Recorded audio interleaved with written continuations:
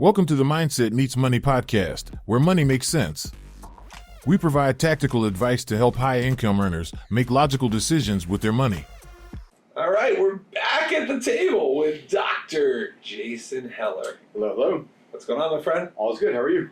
Excited to talk about more biases. Good deal. What's on the agenda for today? Today's a pretty simple one. We're going to talk about familiarity bias. Okay. So familiarity bias is the tendency for people to invest in what they know, to stick with things that are simplistic and easy for them to deal with because of past history. So a good example of that, this spills into another one called home country bias. So you'll see a lot of U.S. investors won't invest in anything international. They'll just invest in domestic. Why? Because they know the companies. Right? So, if you listen to what Warren Buffett talks about, he always talks about investing what you know about, what you have knowledge about. So, early on, he didn't invest in internet stocks because he didn't understand the internet at that point to do it. Isn't it a good thing to invest what you're familiar with, or if you understand your home country, than opposed to going invest in maybe an emerging market? Yeah, so I think a lot of times Warren Buffett's, the saying he says is go to your cupboard, open it up, and invest in the companies you buy, right? That he's oversimplifying that process there. He'll also tell you, go buy the S&P 500 index and sit on it, right? Warren puts in, him and Charlie Munger and his team of analysts, they put in tremendous amounts of research to go buy the stocks that they do, and he will oversubscribe to a single. He's famously got a ton of Apple stock, right? He stayed away from the tech issues because he didn't understand it. He stays away from crypto because he doesn't understand it. He'll come right out and tell you that stuff. He's putting in the research to go buy those individual positions. For the average person who's not going to put in 1/10 the research that he and his team does, the idea of just focusing in on what you know leaves you short of diversification purposes. So give me an example of a client or someone that would use familiarity bias to make a bad decision. Okay, the classic example is the Enron situation. So Enron collapsed in 2000, 2001. It was at one point a Fortune 15 company. It was gigantic. They very famously, very bad timing, they changed their 401k a few weeks before the collapse happened. Enron collapsed in a 3.5 week period of time from $40, $50 a share in the stock price to zero, literally in like 24 days, something like that. And unfortunately, right before that, they had an all-company meeting. They were announcing the changes to a lot of things. On top of that, the changes to the 401k. There already started to be a stock slide, and there were some questions asked of the individuals, the employees. Is Enron stock safe to invest in? And very famously, you can Google this. It's the video is there. It's terrible. They came out and said you shouldn't put all your money there. It's very safe. It's because people worked there, because they felt familiar with the company, because they felt comfortable with the company. Not only was their livelihood in jeopardy, they didn't know this, but they plugged all their 401k money into Enron stock. The irony here is that the timing was horrific because they went through a blackout period as Enron stock was in free fall, so they couldn't make any changes. And by the time the blackout period ended, Enron stock was basically obliterated. Wow. So because they were so familiar with the company, they overloaded in the stock and they got smoked. Which is typical. We have lots of clients that have a heavily invested position in their 401k in stock when they come to us. And that's oftentimes because it is what they're most comfortable with. They understand the managers, they understand the business, and they're not going to take that same amount of time to learn about another company, so they overinvest in it. That being said, though, if I look back at a lot of the wealthy clients that I worked with when I was in practice, a lot of them build their wealth because they had a concentrated position inside their company and it did really well. Yep. Or they had a concentrated position in real estate and it did really well. Yep. Or they had their own company and it was concentrated in there and it did really well and they exited on that part. So how do you balance the idea of investing in something you're familiar with, than opposed to looking at a lot of people that have had success have been over-invested in something they were familiar with to end up having the success? That's actually a really great question. So I'm smart every so often. you know what you're doing. So we've done this in previous podcasts where we say, when you're starting to feel this, you should stop, pause, and do different.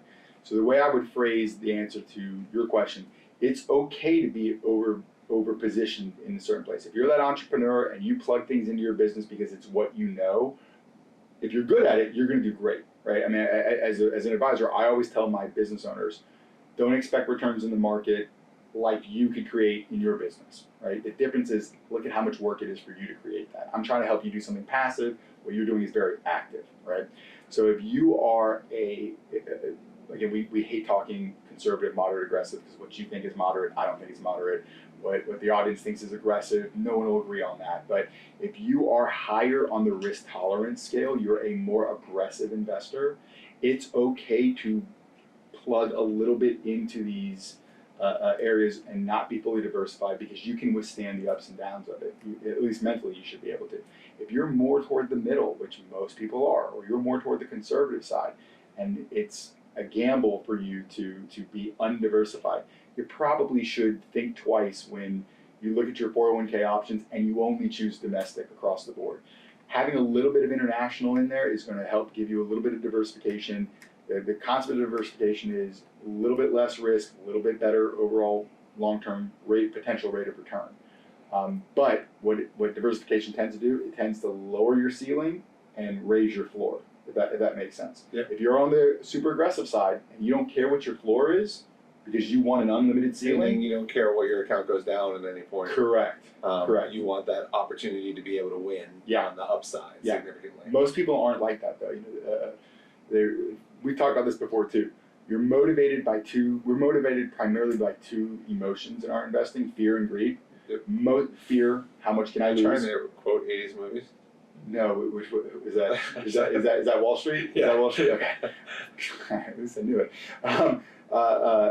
Fear and greed, right? Fear, you're afraid of how much you can lose. Greed, you only care about how much you can make. 70-some-odd% of people are fear-based investors, right? Where they're concerned about losing the hard-earned money that they socked aside in that investment. They're going to be the people who are going to want to not follow familiarity, not fall into the trap of familiarity bias, be fully diversified, not gamble on overloading on one position or one concept. The other 20 to 30%, the greed-based investors, they don't care about what happens to that investment per se. I mean, of course, they care about losing money, but they're not worried about it, especially in the short term. They don't have as much loss aversion. They're more comfortable overloading in one area. Well, I think you got two separate kind of concepts, right? When you become over-concentrated in a certain position that you want to take more risk on, and then that might just be a strategy, but you still got to keep in mind different biases that might be affecting that. Are you feeling like that concentrated position is the best way to go because the research you've done, the comparisons of versus your risk and what you want as a return? Or is it because, hey, that's the only thing I know and I don't feel like researching and looking at other areas, so I'm just going to do this at that point? And so when you see, obviously we have a ton of clients with the company and we have a lot of advisors. When advisors see a client making a decision based on familiarity bias, what do you usually see the advisors talking to the clients about? How are they helping them see that bias is there? It's the concept of introducing full diversification, right? Saying, let's be diversified throughout different tax structures. Let's be diversified throughout different investments. Let's be diversified through different strategies. Familiarity bias, we see this a lot over the tax structures where you'll see people come in and they only save money in their 401k. Why? Because they were told to at the very beginning. It's very simple for them. It comes out of their paycheck. It's not a salient cost to them. They never take constructive receipt of the money, and they always they just put it aside. Mom said save 10% of your income. How easy is it to just do it through your 401k? But they save money nowhere else. They're used to it just there. They're not used to setting up the structures to save it in a tax-free or a taxable position. So that's where a lot of value comes from diversifying that strategy, moving away from the familiarity of just what you've always known and done, and finding other ways to do things. Think about rolling into retirement with either person A, 100% of their retirement savings in a taxable position where they're going to pay income tax on everything coming out, or person B where they've got a mixture. Some of it is tax-free, some of it is taxed at capital gains, some of it is taxed at ordinary income. You pay less in taxes in that second person. Well, you think about it right now. So the U.S. came out of the pandemic much faster than the rest of the world. And so we could be ahead of that kind of economic cycle than in Europe. The tip came out 6-9 months later. And so, we could be, you can find better values internationally right now, at least from what people are saying. That's another really good point. So if you look at the valuations in developed countries outside of the U.S. right now, they did not have the gigantic run up since the pandemic that we have had. We pulled a lot of gains forward in some instances.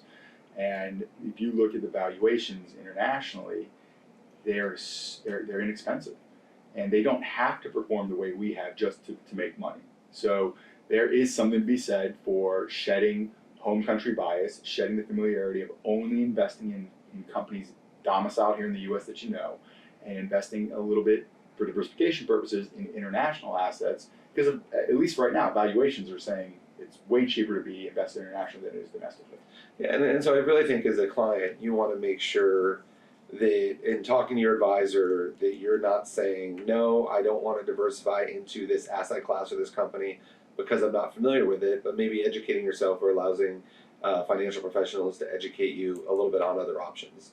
And if you're an advisor sitting in the role, you want to make sure that you're not having the same biases that we're telling our clients to do. Because I've seen exactly what we are recommending to our clients to be self-aware enough of how not to make poor decisions, advisors doing the exact same thing. Because what they're familiar with, what they were taught their first 10 years or what did really well for them early on in their career and what they're comfortable with, they never change as the market or economy changed afterwards. For sure. I mean, advisors are human too, so we're naturally stuck with these biases where we're hopefully at an edge compared to the public.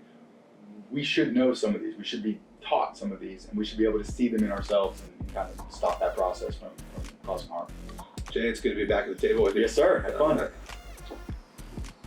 Subscribe on your favorite streaming platform if you haven't already, and don't forget to share this podcast with your friends and family.